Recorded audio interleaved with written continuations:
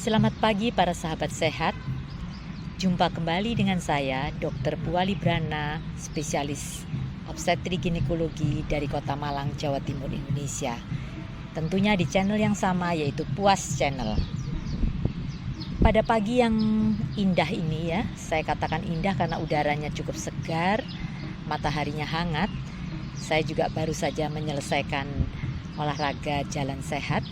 Sambil beristirahat, saya kepingin kita berbincang-bincang sejenak. Saya pingin berbagi ilmu, berbagi pengetahuan yang mungkin bermanfaat untuk Anda, para wanita yang usianya sudah mungkin tidak muda, tapi juga jangan katakan tua ya, karena memang kita selalu harus tetap sehat dan bersemangat.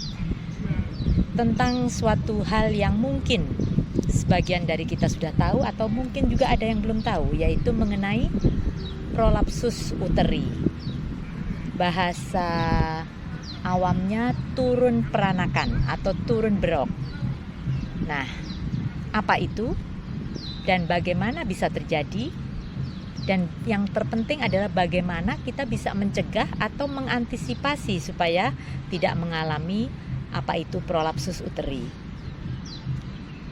Berdasarkan penelitian di Amerika, memang lumayan 16% wanita akan mengalami itu.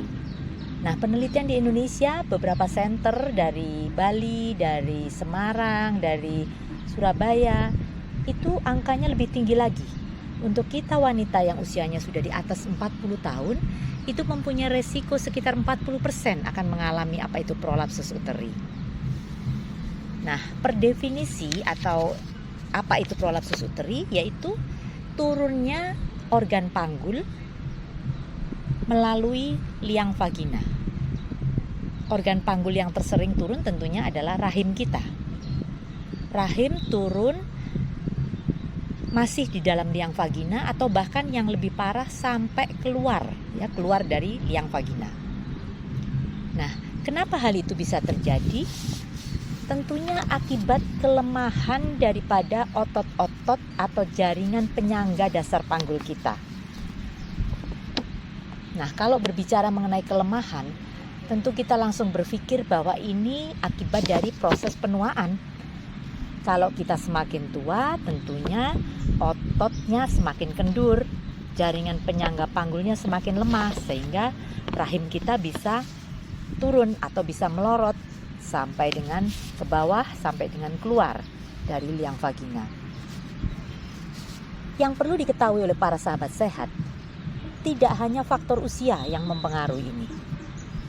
Ada beberapa penyebab atau faktor risiko yang juga memudahkan atau memicu terjadinya prolapsus uteri. Yang pertama adalah kehamilan atau persalinan. Nah, bagi kita setiap wanita yang pernah hamil dengan beban rahim yang begitu berat ya, kita menyangga bayi itu kan katakanlah 3 kilo ditambah airnya, ditambah plasenta atau ari-arinya, itu jadi 5 kilo katakanlah begitu, ditambah dengan penambahan berat badan yang signifikan. Kemudian pada saat kita melahirkan juga kita mengejan dengan luar biasa ya, itu pun bisa merupakan faktor risiko atau memicu terjadinya prolapsus uteri. Kemudian tidak hanya masalah hamil tentunya, obesitas atau kegemukan. Nah, bagi kita yang gemuk, itu pun menjadi beban tertentu sehingga mendorong atau menekan sehingga rahim kita lebih mudah untuk turun. Kemudian tekanan perut yang lain, misalkan batuk kronis, entah itu asma, entah itu bronkitis, ataupun apa yang jelas tentang batuk-batuk itu sangat bisa meningkatkan tekanan perut kita. Kemudian merokok, nah ini biang kerok dari segalanya. Bagi perokok itu pun juga memicu, memudahkan, mempercepat terjadinya kelemahan otot penyangga dasar panggul kita. Tadi saya katakan kalau usia kita bertambah, kadar estrogen kita berkurang. Tentunya ini juga akan menurunkan kekuatan tonus daripada jaringan penyangga panggul kita. Nah, kalau kita sudah tahu apa saja faktor-faktor risikonya atau penyebabnya, tentunya kita bertanya, apa sih gejalanya? Apa tiba-tiba saja rahim itu keluar dari vagina? Kan tentunya tidak. Yang pertama akan timbul gejala tidak nyaman, merasa seperti ada yang mengganjal begitu, atau sembelit. Kemudian ada gangguan berkemih, mulai dari tidak bisa atau sulit menahan kencing, orang Jawa mengatakan beser seperti itu, atau bahkan kita jadi sulit ya, berkemihnya nggak bisa lancar karena ada yang mengganjal itu. Kemudian juga bisa timbul gejala nyeri punggung ya, karena bagian perut bawah kita ya, organ daripada panggul kita itu turun, tentunya itu bisa menyebabkan rasa nyeri atau tidak nyaman di bagian perut bawah ataupun di bagian punggung. Kemudian bisa terjadi juga infeksi ya, infeksi pada saluran kemih ataupun pada rahim karena rahimnya keluar ya. Karena rahimnya keluar tentunya mudah terjadi geseran, iritasi. Nah, kalau sudah terjadi itu memang sebetulnya ada stadiumnya, tidak tiba-tiba keluar semua. Ada stadium 1 dan 2 di mana rahimnya masih ada di dalam vagina. Kemudian kalau sudah lebih parah lagi, stadium 3 dan 4 sudah keluar memang ya. Nah, tentunya beda penanganan. Kalau masih stadium awal, stadium 1, 2, dan juga stadium lanjut. Kalau masih awal, para sahabat sehat, ibu-ibu yang mungkin sudah berusia 40 ataupun usia lebih awal sekalipun, tapi sudah pernah melahirkan, kita bisa memperkuat otot dasar panggul kita dengan cara senam Kegel. Pernah dengar ya, senam Kegel?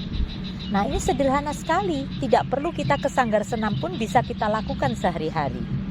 Senam Kegel bisa kita lakukan sambil kita posisi duduk seperti saya saat ini sedang duduk santai di sebuah taman begitu, ataupun sambil kita berbaring bisa. Prinsipnya dalam kondisi kandung kemih yang kosong, kita mengencangkan otot dasar panggul kita. Kita rasakan seperti kita menahan kencing. Jadi pada saat kita sedang buang air kecil, tiba-tiba kita seperti kita kontraksikan begitu sehingga air kencing kita tidak jadi keluar. Nah, seperti itu gerakannya. Jadi kita jepit begitu erat-erat selama 3-5 detik saja cukup. Kemudian kita relaksasikan, kita kendurkan selama 3-5 detik juga. Kita ulangi sampai 10 kali. Coba ibu-ibu yang saat ini sedang mengikuti channel saya, kita praktekkan ya. Jadi tahan, lepas, jepit, lepas. Selama 3-5 detik saja, kita ulangi 10 kali. Nah, itu kalau kita lakukan setiap harinya 3 kali, katakanlah pagi sambil menyiapkan sarapan mungkin di keluarga kita bisa lakukan. Siang-siang agak santai sambil duduk-duduk mungkin, daripada cuma nonton TV aja, mungkin kita bisa juga melakukan senam ini. Mungkin sore hari juga sehari 3 kali. Kalau ini kita lakukan secara rutin, itu akan memperkuat otot dasar panggul kita. Sehingga walaupun kita sudah melahirkan anak berkali-kali, harapannya tidak mudah terjadi prolapsus uteri. Memang ada faktor genetik juga ya, jadi faktor keturunan itu juga mempengaruhi. Tapi saya punya pasien yang cukup muda ya, masih usia sekitar 30, hamil anak kedua. Sudah prolaps, bahkan sampai saat melahirkan ini, pada saat ibu mengejan, padahal kita tahu ya mengejan melahirkan sebegitu hebatnya, itu ikut keluar sama rahimnya. Nah, mungkin sebagian dari kita akan jadi takut, waduh kalau begitu jangan melahirkan normal, mending sesar aja begitu ya supaya tidak mengejan. Tidak seperti itu sebenarnya. Walaupun tidak melahirkan normal, pada saat hamil pun dengan pembesaran rahim kita, itu sudah merupakan beban bagi rahim. Jadi para sahabat sehat, khususnya para wanita, gak usah takut hamil ya, gak usah takut melahirkan normal. Saya melahirkan 2 kali normal. Ibu saya, almarhum beliau dulu melahirkan kami bersaudara 4 kali normal. Itu pun sampai beliau di akhir hayatnya, sudah 79 tahun lebih, juga tidak menderita prolapsus uteri. Jadi tidak usah takut bahwa wah Kalau begitu setelah mendengar penjelasan ini melahirkannya sesar aja, nggak usah mengejan begitu. Tapi itu sekali lagi saya katakan bisa merupakan faktor risiko. Kalau faktor risiko kita bisa mengantisipasinya. Di zaman sekarang jarang ya punya anak sampai mungkin 9 bahkan sampai 12 begitu. Tapi almarhum nenek saya melahirkan ibu saya bersaudara 12. Nah begitu. Tapi tambah lama tambah sedikit, ibu saya melahirkan 4. Nah, kami, generasi saya melahirkan katakanlah 2. Nah, generasi anak-anak saya, jadi cucu saya seperti itu, mungkin hanya 2 seperti itu ya. Memang sekali lagi saya katakan dengan penjelasan ini tidak usah menjadi takut. Tapi kita bisa mengantisipasi hal sederhana yang sudah saya jelaskan tadi, bisa kita lakukan dengan gratis, tidak perlu membayar instruktur senam, kita bisa melakukan sendiri senam Kegel. Tapi kalau mungkin supaya ibu-ibu semangat mau disanggar senam, mau melakukan senam Kegel, boleh-boleh saja. Tapi sekali lagi saya katakan, kalau seperti saya lakukan sendiri. Santai sambil duduk seperti ini saya bisa melakukan. Karena sekali lagi kita mengkontraksikan otot dasar panggul kita, jepit, tahan 3-5 detik, lepas. Seperti itu. Jepit 3-5 detik, lepas. 10 kali kita ulangi. Kemudian sehari kita bisa melakukan 2-3 kali, bagus.